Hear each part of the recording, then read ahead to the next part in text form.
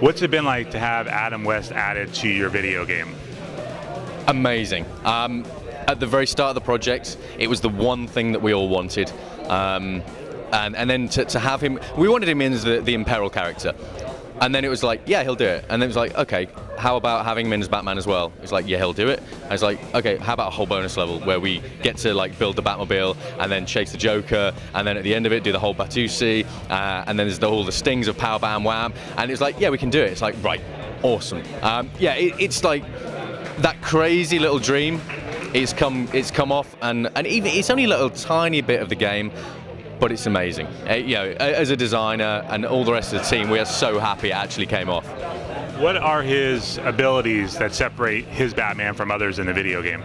Okay, so his Batman is a little bit quirkier and very much in tune with the show. So, you know, he can destroy silver Lego, but unlike everyone else, he'll run around with a bomb on his head, you know, just as a nod to the film.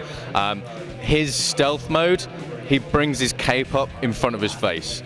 So, you know, you can still see him. It's like, no, you can't, because this is Adam West, right? He's got his cape up, no one can see him. So all of the abilities are kind of along those lines. It's just a nice little nod to everything that people will have seen if they know the show. And if they don't know the show, if they're little, then hopefully they'll see it and go, this is really cool and funny, and then they'll go and watch the show. Because I grew up watching reruns. You know, if a whole new audience comes to love that show, brilliant. You have the pow and kabam and everything show up on screen? Oh, absolutely, yeah. You smash in Lego and it's like pow, bam, wham. And the same with Goons. And, you know, just hearing that, and then also like the diddle and the screen wipe transition, you know, the music, it all just comes together as a package of like delight. Because I was really little when I watched the reruns of that. And it is almost like reliving your childhood. So, you know, it's so good to be able to get that into Lego Batman 3. It's a nice timing with the new Blu-ray DVD coming out, the entire series. Yeah, absolutely. You know, and not only that, it's the 75th anniversary of Batman. So what better way to celebrate? Not only do we have everything else that's in the game, and you know, trust me, there's so much other stuff, but to be able to celebrate by effectively bringing, you know, the guy that's been associated with Batman for probably, you know, 40 plus years out of that 75, to bring him in as well, you know, epic. It's amazing. What do you think it is about Batman that has stood the test of time for 75 years? I think with Batman, it's the constant evolution.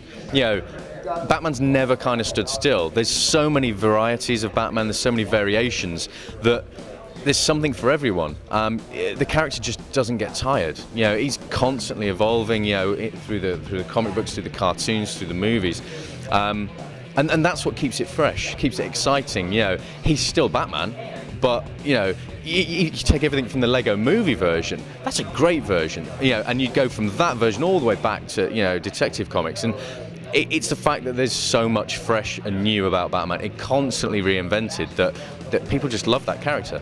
Where did the idea come from to go to space?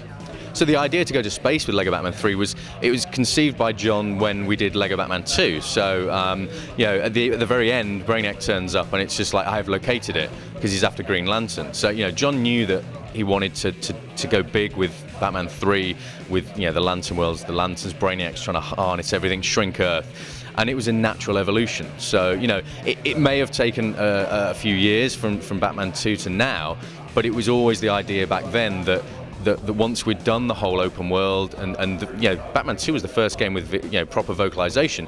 It was from that we knew that when we got to Lego Batman 3, we wanted to go big. We wanted to go to the Lantern worlds. We want to go to Uzmol, you know, Akara, Zamaron. We want to go and explore the wider DC universe. And you know, to be able to go with over 150 DC characters, we've never gone that big in a Lego Batman game. So yeah, it was kind of like, it's been an idea that's been around since Lego Batman 2, and now to be able to sort of like bring that together, it's really great.